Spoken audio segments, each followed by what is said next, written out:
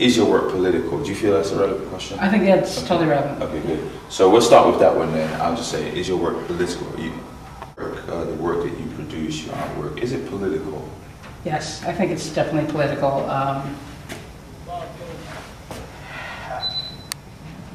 All the aspects of reading and all the information that I get, I listen to WBII. I leave that on as a background reference to waking up in the morning, to reading the newspaper, to getting information, to sizing up the day's events, to watching CNN, to any number of aspects where I think in another life it would have been in politics somehow. So I intertwine politics with the concept of also intertwining humor and cultural reference.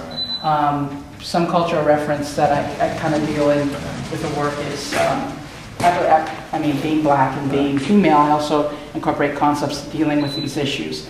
I play around with these, but I keep the concept where it can be universal. It can be looked at in such a way so anyone coming up to it as the viewer, they can get a sense of seeing the work, but not necessarily, and sort of maybe even see themselves or get a connection or know someone who it refers to.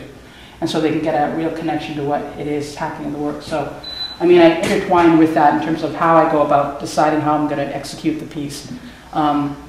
I basically just sort of think through and just sort of start working based, sort of like free-flowing within the piece and free acting with ideas and thoughts and in situations. Like for instance, this piece, which is sort of simple, called Yummy Sandifer, was a young man who was killed. He was 11 years old. He was in the gangs, and he was killed in Chicago. That was very important for me because during that summer I was living in Chicago, and Chicago was a bed of violence. I mean, there was always something going on in relation to that. So that sort of just signified and kind of capped off what was happening in Chicago at that time, which was violence everywhere. You saw shell casings wherever you could. So intertwining things as that and just sort of throwing that in there next to the concepts of marginality. Who is marginal? Who are the two marginal?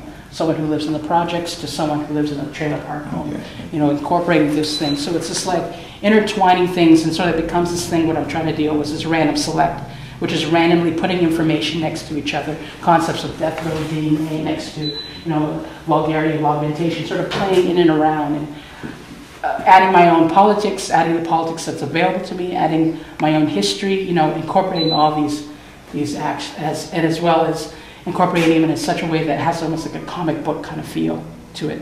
And I mean, I grew up with comic books. I mean, my brother used to always get Mad magazine, and I used to be really influenced by that. So just playing in and around that kind of thing. For instance, again, the reference to Mickey Mouse is very much in relation to UBI Works was the creator of Mickey Mouse. Okay. It wasn't actually Disney who created them. UBI Works also created a character that he played off, which was from an Indian tale, which was Little Black Sambo, little character. He was from India. He was, you know, he lived in the. It was a little story. I think it came out in the 1930s, if not before.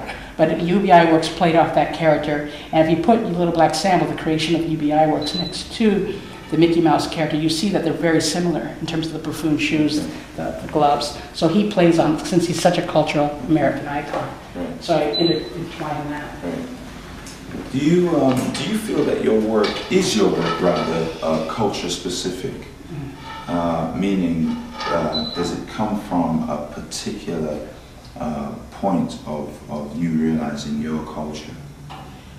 Culture referred in terms of where I'm from, or exactly where you're from, where you're coming from, what you identify as being you. Do you feel that your work is specific to that identity or that realization? I think there is certain cultural identity that I have, but I don't want to be misconstrued by the fact that I grew up in two separate types of cultures. I grew up in Canada, and I grew up here in New York City. So growing up in the two cultures, it was like a mixed mash of information, a mixed mash of people. So it was like a mixed masala of things, you know. So that's why I think that I try to keep it kind of open, and I don't think it has one cultural specific notion that it has, because I understand different notions. I grew up in a predominantly all-white town, which was called Perry Sound, and there is where I was able to intertwine with people who were all white, or also intertwine with people who were of native descent. The Ojibwe Nation was the main nation that was up there in Perry Sound. But it was intertwining that culture, as well as coming to New York and being in a mixed mash of meeting people from Portugal, or meeting someone from India, or meeting someone from Africa, so it's just that mixture. So that's why I try to keep the concept open, keep the idea open, so it becomes a little bit more a concept of universal rather than just this a one-sided view, or one side being the black view, or one side being the female view, keeping it open. So it's open to things. I mean, I think there's certain ways I feel more passionate about certain issues, definitely that reflect blackness. But I think that there's also a need for me to have an open dialogue, because if I don't have that open dialogue, I think that there's no point doing it. Right. You need to have a conversation. Well, Mickey Mouse is certainly a good way of. It's a good icon for a universal principle. He is a universal principle. Yeah, absolutely. Everyone knows it. Yeah. Absolutely. Okay. Let me see. Do you where do you see your work going from here?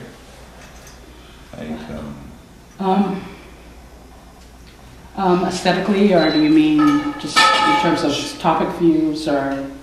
Well, I was thinking more so topically. Topically. Yeah. I think there's always going to keep being that political aspect of it. Right. It's just a part of my blood. It's just a part of what I understand, and I'm not sure. I mean, I think the most political work is abstraction. When it gets right down to it, abstraction is the most political work. So I try to intertwine that within the work itself. Like, for instance, on this particular piece, I try to intertwine that whole idea of abstraction that happens within the piece, but with the movement of the images, the icons, and play in and around it. So I try to really adapt to that idea of abstraction as being the most political-based ideology. Politically, in terms of being more illustrative, which it is to some degree, I think that the illustration act, the act of illustration, for instance, I think of, like Pollock said, that he didn't want to illustrate. He wanted to be able to lay down the information based on his own kind of free-flowingness, which was the free-flowing of the drip. I'm thinking about the relationship of dealing in such a way that it is the act of illustration, because we're in an information age. So it is the actual information, so people can relate to the relationship of icons, or relation of text, or information of everything, but how I combine it. And I hope that the individual, when they come to the piece, they don't necessarily have to start from left to right. They can enter into the middle, they can enter the side, wherever. Do you feel, while you're working on these works, that you have to be careful the amount of information that you put on these, or the type of information, in the light of where we are today and what's happening? Which is very much in terms of a political climate, which is very much a throwback to the 50s or McCarthyism. Yes. It was interesting, I was just looking up Tokyo Rose on the website the other day, and I was thinking about the relationship of sort of the concept of her verbal, and sort of her communication in terms of what she said, things she said. I mean, how that became this massive $500,000 expenditure that was done by the FBI to investigate her, and all the things that went down. They brought in 26 witnesses, all the things that went down just from what she said. I think the relationship of telling truths are based on that this information is out there. It's not like it's hidden. It depends on how you're going to really interpret it, and how you're going to make a decision on what you see, and how you're going to be able to intertwine with it. I'm not worried about the political climate, because I think I'm just one minuscule in the whole aspect of the bigger picture that's out there. And there are many people who have an aspect of what's going on out there. I mean, I'm not bringing any brand new kind of opening up any kind of Pandora's box. I just feel like it's my kind of Pandora's box. It opens me up in terms of me learning history and me learning from the work. So, if anything, the Pandora's box is my Pandora's box. Do you feel that as an artist you'd be interested or would want to leave America and be working in other places? Yes. Yes, okay. Definitely. Yeah, definitely. I mean,